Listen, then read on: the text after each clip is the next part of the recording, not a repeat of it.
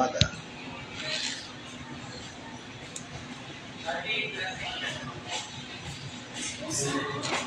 Where's your drinks? Pineapple juice. Service.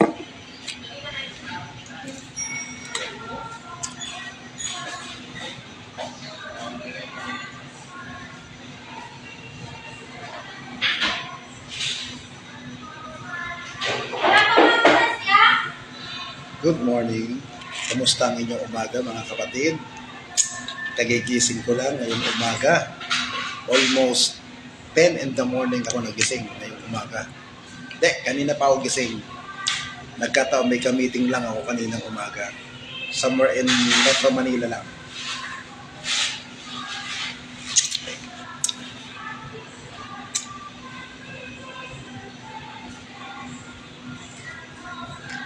Oy, shout out sa 42 na nanonood ngayong umaga. Ha? Nag-aalmusal. Kanina, nandiyan ako sa isang area ng sikat na hotel. May ka-meeting ako kanina. Ayoko mag-almusal doon. Mabibitin lang ako doon. Kaya sabi ko paglabas ko, ito, pineapple. Siyempre, coffee muna tayo.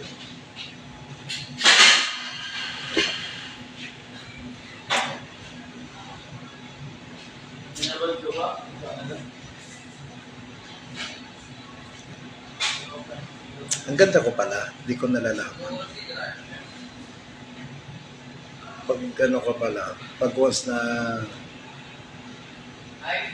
blooming ka,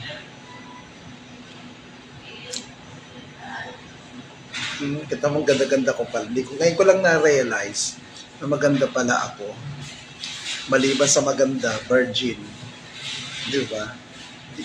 Yung kukontra lang naman dyan, mga tarantado. Yung magreklamo na mukha kong aso, mukhang pangit na mukha ko. Yan yung mga bitter sa buhay nila na walang kasiyahan sa buhay. Yan yung mga matatawag ko sa kanila. Mga bitter. Oo. Mga hindi masaya sa buhay nila. Kasi hindi sila nakakatsupa. Hindi kagaya ko. Maganda na, virgin pa, at higit sa lahat, time to time, nadidiligan ako. Yung iba dyan, hindi. Iba dyan, wala lang ang ganda, wala pang dilig, hindi pa nakakasubo. Kaya, mga walang ganda, di ba? Mga mukhang aso. Ibig sabihin, sila lang mag-isa pag taglibog sila. Hindi kagaya ko. May mga lalaki. Kasi maganda ako. Maganda na ako. Virgin pa. Patigil sa lahat. Masarap ako kasama sa kama. Kayo, masarap ba kayo sa kama? Hindi. Buti na lang hindi ko nababasa comment niya. Kasi hindi ko inanda siya. Tingnan nga natin, naka-hide yung comment. Hindi ko nababasa eh. Siguro. Baka mamaya. Promise, hindi ko nababasa yung comment. Hindi. Naka-ano siya. Lalabas dito ang mga komento. Hindi ko nababasa. Shout out sa 194 na nanonood ngayon. Oh, bakit naging 92? 192 na. Kanina 194. Ngayon 86 na, bumaba na, putang ina. Bumaba na yung viewing. Nag-95 na oh. 'Di ba? Alam nyo guys, gandang-ganda kayo sa akin, no? Siguro yung mga nanonood diyan, gusto akong tikman. Gustong matikman ang ka-virginan ko. Ay nako. Alam nyo guys, maglaway kayo. Oo. Hindi ko naman kasalanan na ako'y maging maganda. Hindi ko naman nagkasalanan na ako'y maging virgin. Hindi ko kasalanan yan. Basta't ang alam ko, masarap daw ako. Lalo na pag gwapo ka. Masarap daw akong sumubo. Ang aga-aga, pagsubo ang pinag-uusapan. Di ba? Alam nyo guys, mas maganda yung morning ka, maganda ang umaga mo, maganda ang mood mo, maganda ang attitude mo, at higit sa lahat, positive ang aura mo. Yun ang pinaka-the best. Most number one sa buhay mo sa umagang ito. Yun ang very important. Seriously guys, sometime dead ma kayo sa mga negative, dead ma kayo sa mga kung ano yung mga nakapaligid sa iyo na kung akala mo puro negative na lang ang ginagawa, negative ang pinagsasabi, i-ano mo yan, i-deadma mo. Kasi pag ikaw nagpadala ka sa mga negative na ganyan tao, buong araw mo magiging negative. Di ba? Pero pag ang umaga mo, kahit anong problema mo sa paligid mo, pag ang umaga mo, ipinukus mo yan sa magandang attitude, sa magandang mood, maniwala ka kapatid, kaibigan, buong araw, buong maghapon hanggang sa matapos ang gabi,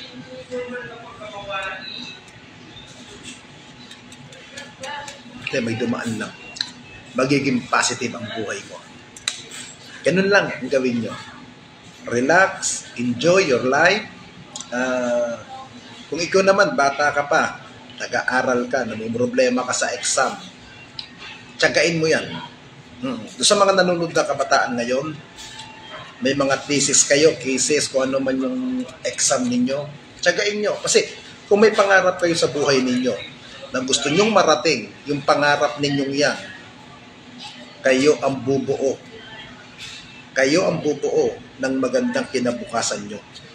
Hindi ang magulang ninyo, hindi ang teacher ninyo, hindi yung kung sino nakapalibot sa inyo. Wala ang mga yan. Ikaw ang guguhit ng direksyon ng buhay mo para magkaroon ka ng landas na magandang tatahakin. Yun ang pinaka gagawin mo sa buhay mo.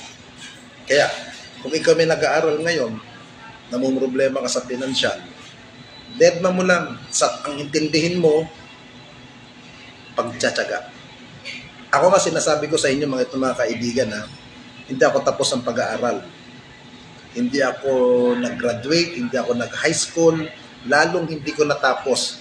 Grade 1, never kong natapos yan. Never kong nakapagtapos. Maganda ang buhay ng pamilya ko, mother side ko, father side ko maganda. Dahil ako'y rebelde, nung pagkabata ko, ayan, hindi ako nag-aral, hindi ako nakapagtapos. Long story, my life.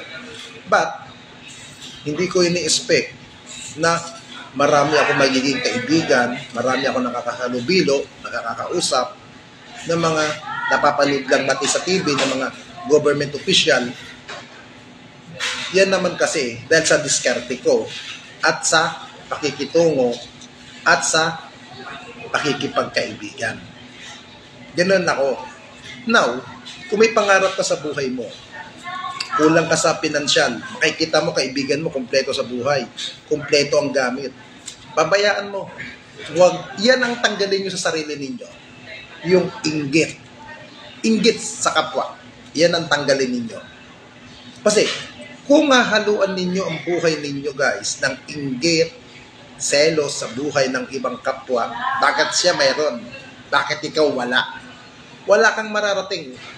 Bagkos, kasi mainggit ka sa kaibigan mo na kumpleto ang gamit, kumpleto ang gadget. Ang gawin mo sa buhay mo, magsumikap ka, ayusin mong buhay mo, magkaroon ka ng direksyon, at higit sa lahat, sa gagawin mong yan, diyan ka uunlad. Yan ang breakfast natin. Diyan ka uunlad. Ganun ang gawin nyo. Yeah.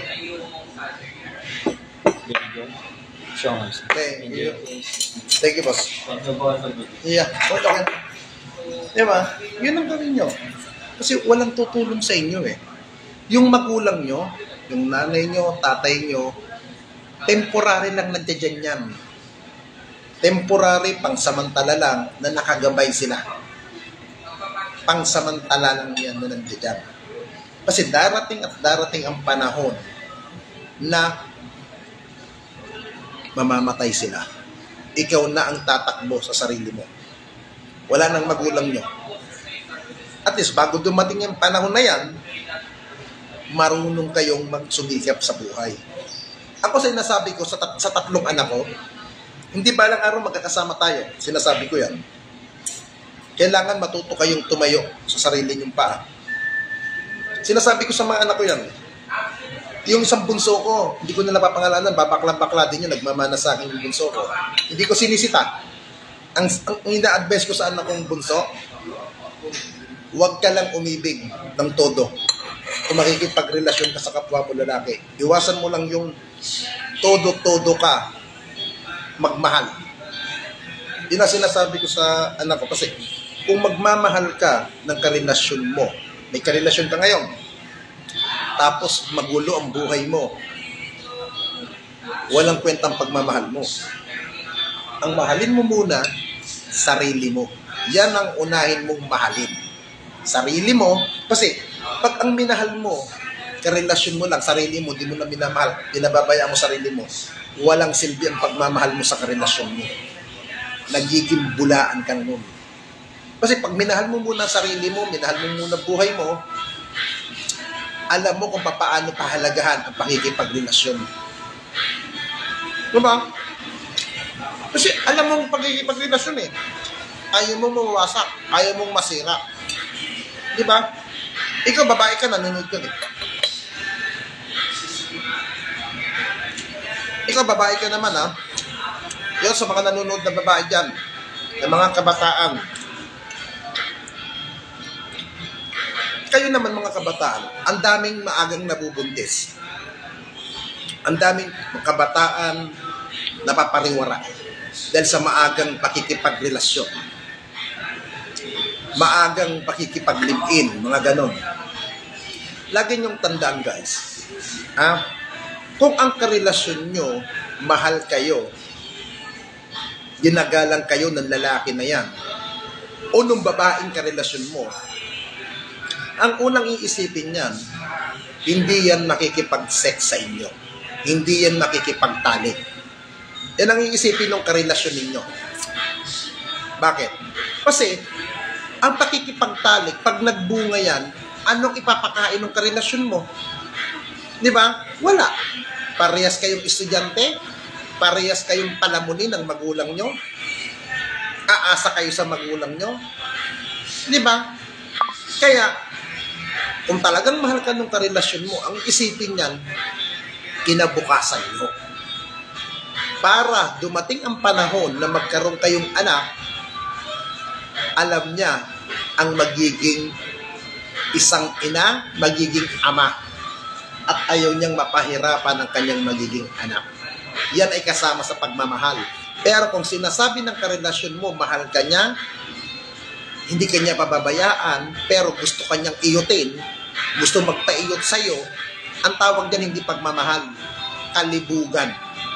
Kalibugan ang tawag dyan. Ngayon, pag naibigay mo na ang iyong kepyas, nabigay mo na ang batuta mo, pinasok mo na doon sa puday niya, utang ina, pag naiputok niya ang tabod niyang bulok sa'yo, goodbye ka.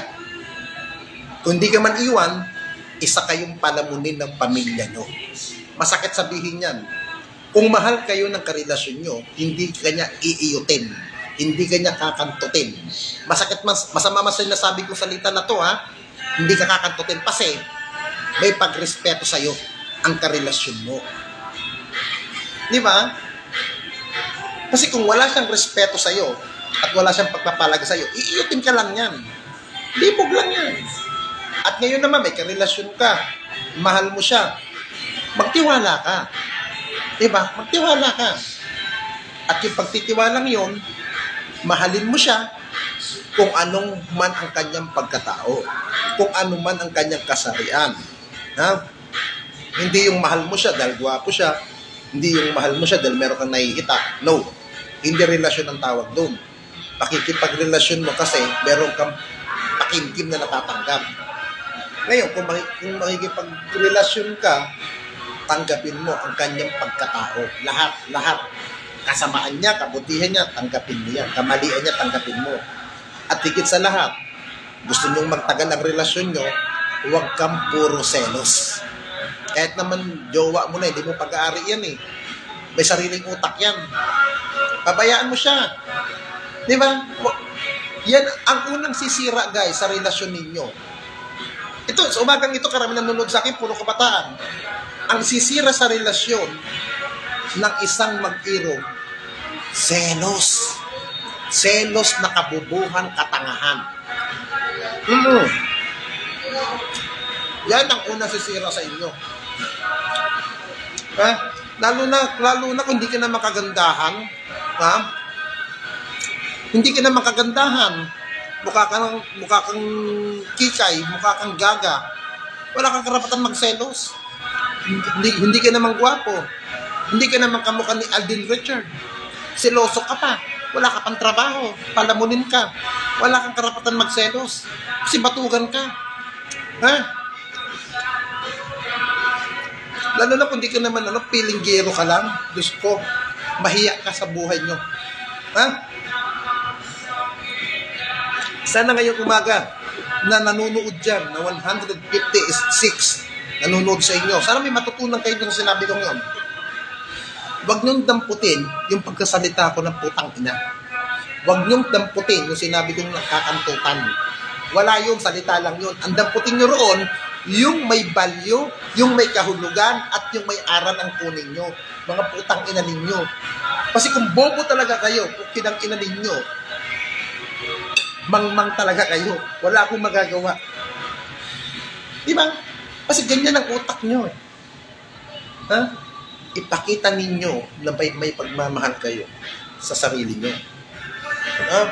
At yung pagmamahal nyo sa sarili ninyo, ipakita ninyo na marunong kayong rumespeto, gumalang, at higit sa lahat, tayo ay sumunod sa alituntunin ng gobyerno.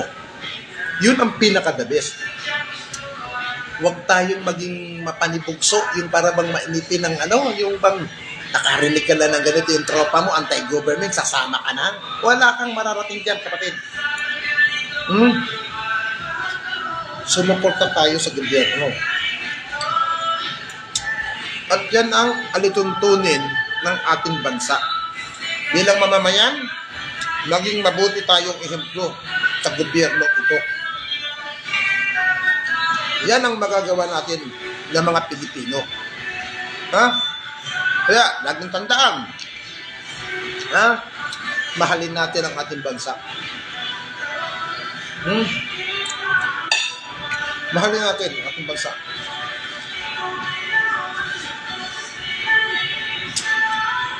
Mahalin natin. Uy, ngayon ko na nakita yung mga comment nyo Parati tayong magmahalan. Kita nyo ako. Kahit ang lalaki hindi ko kilala, basta't gwapo, minamahal ko. Pag lalaki, minamahal ko.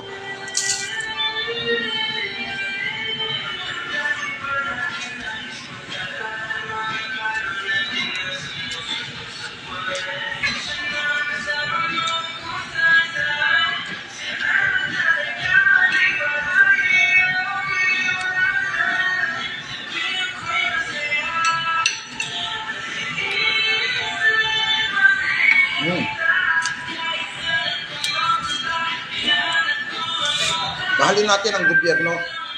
Kung gaano natin kamahal ang ating sarili, buhay natin, ganun din ang pagmamahal ang gawin natin sa inang bayan.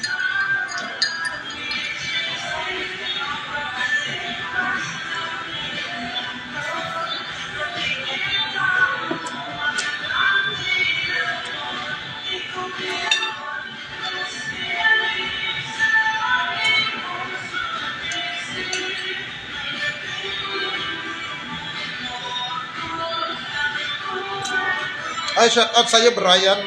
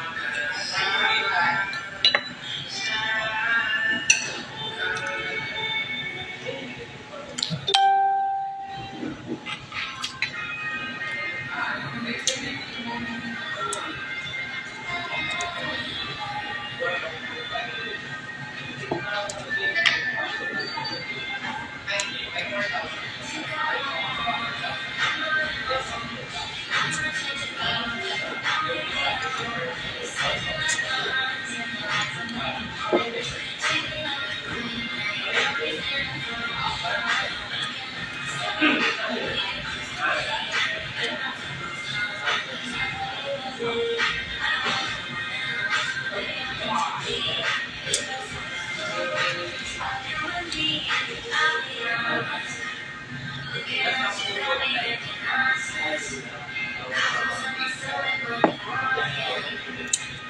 na. Ba't ka akit sa live ko? Masisira lang live ko sa'yo. Ahibladin mo lang ako. Hindi ka kailangan dito sa live.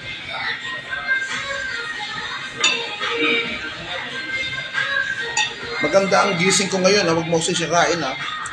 Huwag mo bisitin ako.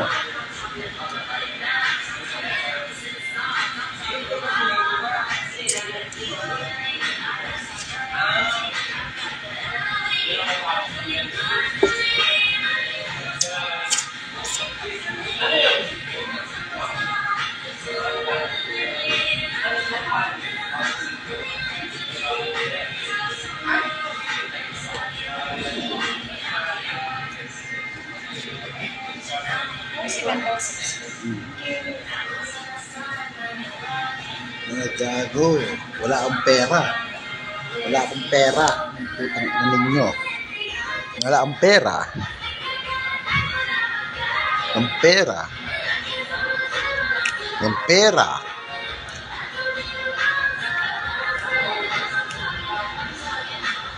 Mga gago. Mga putang ina ninyo. Mga mabibwisit na naman kayo, ha?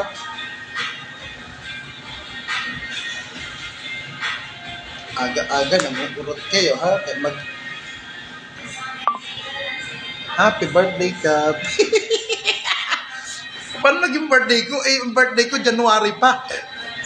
Ang aga-aga naman ang birthday na yan.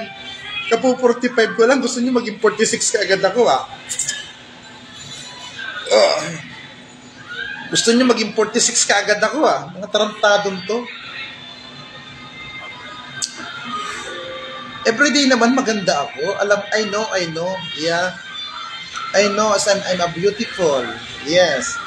Maliban sa I'm beautiful, I'm a virgin.